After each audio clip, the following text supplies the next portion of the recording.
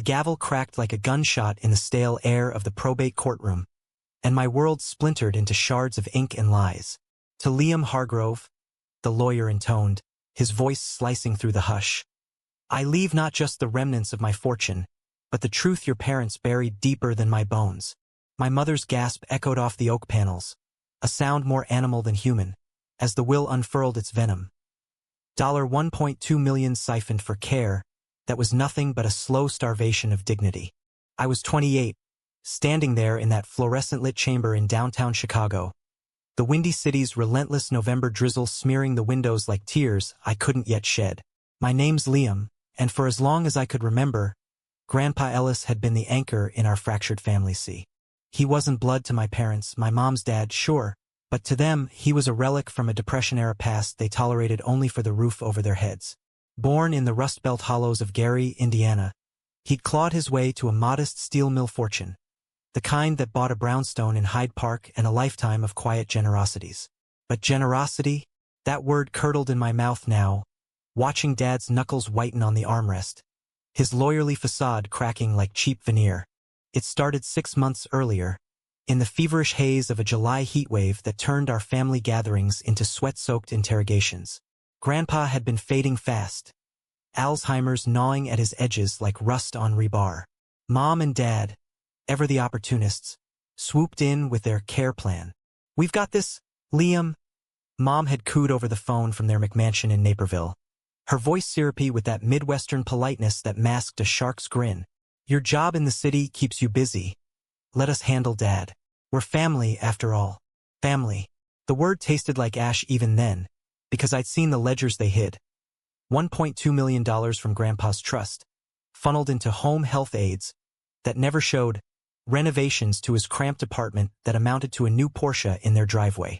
I drove up from my shoebox studio in Wicker Park every weekend, Noah at my side like a secret talisman. Noah. God. Just thinking his name now sends an ache through my chest, warm and sharp as fresh coffee on a frostbitten morning.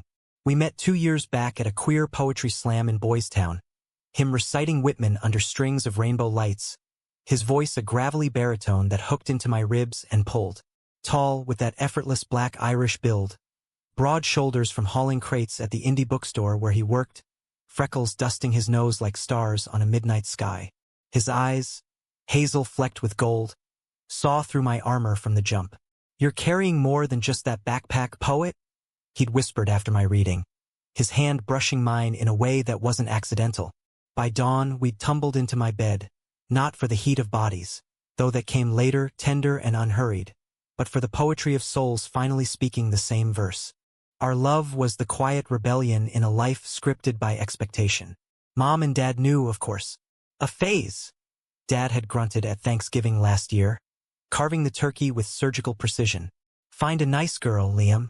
Settle down like your brother. My brother, the golden child, married to his college sweetheart, popping out heirs for the Hargrove legacy. Me, the outlier, the one who traded law school for copywriting gigs at a nonprofit, penning grants for LGBTQ plus youth shelters. They tolerated Noah at holidays, seating him at the kids' table with veiled barbs about urban influences. But Grandpa, he saw us, really saw. During those weekend vigils, he'd squeeze Noah's hand, his grip frail but fierce. You two remind me of the boys in the mill, he'd murmur, eyes distant with memories he couldn't quite grasp. Strong backs, stronger hearts. Don't let the world grind you down, lads. That's what made the betrayal slice so deep. Not just the money, though $1.2 million could have funded a dozen shelters, built homes for kids like the ones I advocated for, but the lie it propped up. Grandpa's care was a farce. Meals on wheels rotting on the counter, medication skipped for cost saving. His stories dismissed as senile ramblings. I'd find him in the dim glow of his armchair, whispering to shadows, while Mom balanced checkbooks in the kitchen, tallying expenses that lined their pockets. Noah and I pieced it together in stolen moments, him poring over bank statements I'd snuck photos of, me raging into my pillow at 3 a.m. They're stealing his life, not just his cash. Noah had said one night, pulling me close on the fire escape, the city humming below like a distant lullaby. His arms around me were the only thing keeping the fury from boiling over. The will reading was the detonator. We gathered in that courtroom off Michigan Avenue. Me, Noah. I'd insisted he come. His presence my shield.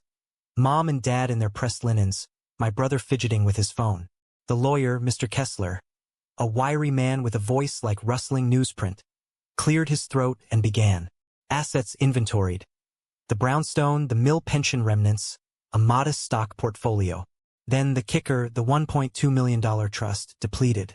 Alleged disbursements for elder care, Kessler read, his tone flat as Lake Michigan ice. However, per Mr. Ellis Hargrove's directives, an independent audit was commissioned upon his passing. Mom's hand flew to her pearls. This is outrageous.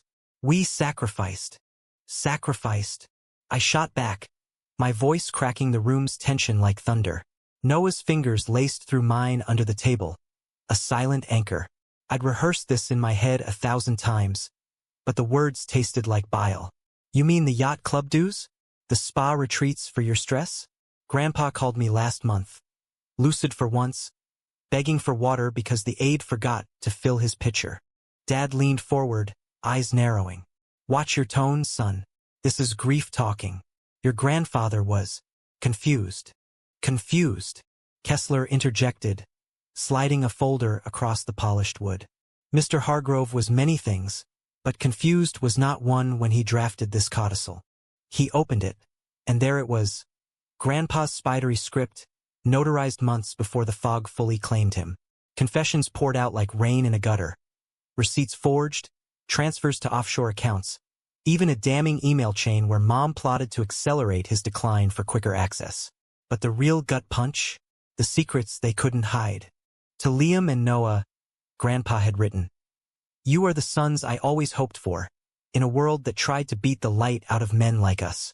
I knew, boys, about the mill, the hidden loves, the nights under the stars where we dared to dream beyond the shadows. Your parents, they took more than money. They took the chance for truth. But truth endures. The remaining assets, $800,000 after their theft, are yours. Build with it, love fiercely, and forgive if you can find it in your hearts. Not for them, but for you." The room spun. Grandpa knew? About us, about the hidden histories. The old photos I'd found in his attic, faded Polaroids of him and a mill worker named Tommy. Arms slung casual but eyes screaming volumes. Queer love, buried under layers of stoic Americana. The kind that built bridges and broke backs in equal measure. Mom sobbed then, not for Grandpa, but for the unraveling of her perfect narrative. Dad's face went ashen, the lawyer's shadow of impending charges looming like storm clouds. Noah squeezed my hand harder, his whisper cutting through the chaos. He's giving us more than money, Lee. He's giving us permission. Permission to grieve, to rage, to love without apology. We stumbled out into the rain-slicked streets, the loop's neon bleeding into puddles, my mind a whirlwind of betrayal and bomb. That night, in our apartment overlooking the L tracks, we didn't speak of the will. Instead, Noah lit candles, cheap ones from the bodega, and pulled out his guitar, strumming a melody that echoed Grandpa's half-remembered mill songs. I leaned into him, head on his shoulder, the weight of the day dissolving in the rhythm of his breath. But the climax came 2 weeks later, unbidden as a prairie twister.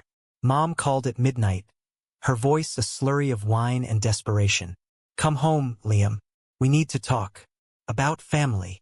Against Noah's protests, I went, driving the Dan Ryan in the witching hour, wipers slapping like accusations.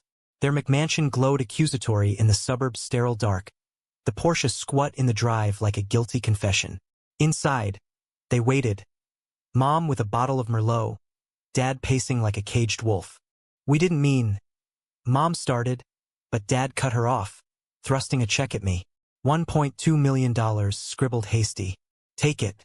Make it go away. The audit, the scandal, it'll ruin us."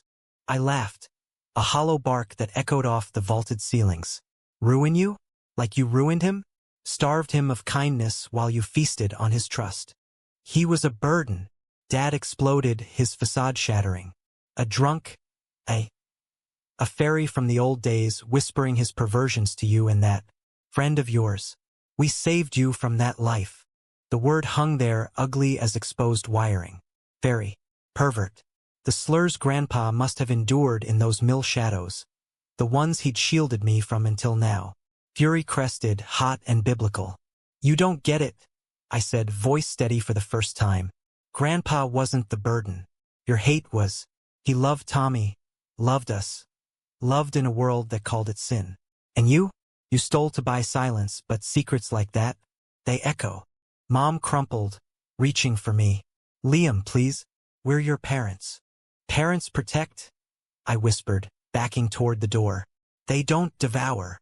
I left them there, the check fluttering to the marble like a fallen leaf, rain lashing the windows as I fled back to the city that birthed my truths. Noah was waiting, of course, porch light on, coffee brewing. We didn't rebuild the windfall overnight. The Will's remnants funded a foundation, Ellis and Tommy's Haven, a shelter for queer elders in Chicago's South Side, where stories like Grandpa's could breathe free. Mom and Dad faded into legal limbo. Charges dropped for restitution, their empire a hollow shell. Letters came sporadically. Apologies scrawled in Mom's elegant hand, Dad's silence louder than words. Forgiveness trickled in not as absolution but as release. I visited once, last spring, under blooming magnolias. "We were scared," Mom admitted, eyes on the garden Grandpa would have tended, "of losing you two, whatever this is." "It's love," Noah said from my side, his hand in mine, unashamed. "The kind that endures." We walked out into the sunlight, the weight lighter, not gone, but shared.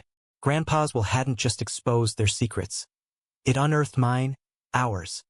A legacy of hidden hearts beating defiant against the grind. In America, land of reinvention, we'd rewrite the ending. Not with millions, but with mercy. Noah and I, building bridges where walls once stood, one tender verse at a time.